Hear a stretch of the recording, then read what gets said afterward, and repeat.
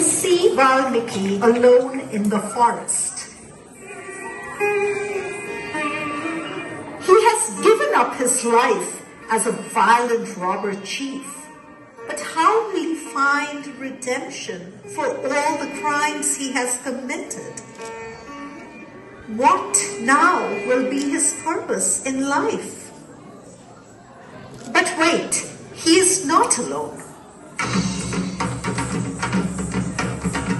There are two hunters in the bushes, and they are taking aim with their bows and arrows at two beautiful birds who are singing high up in the branches.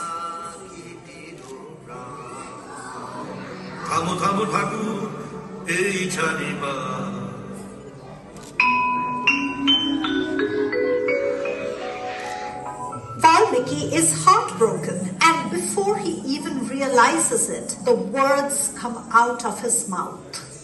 Manishad pratishtha tvamagamaha shashvatihi samaha yat kroncha mithunade gamavadihi kamamohitam. The words he just spoke were in Sanskrit. Ki bolinu ami. Valmiki is amazed. How did he, an uneducated man, speak in Sanskrit? It was the language of the gods, of the great sages. By what divine grace was this miracle made possible?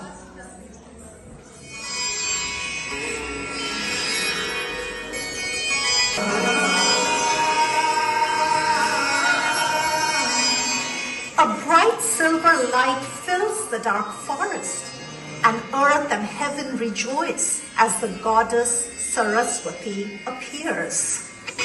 Ekiye, ekiye, stiro chopola.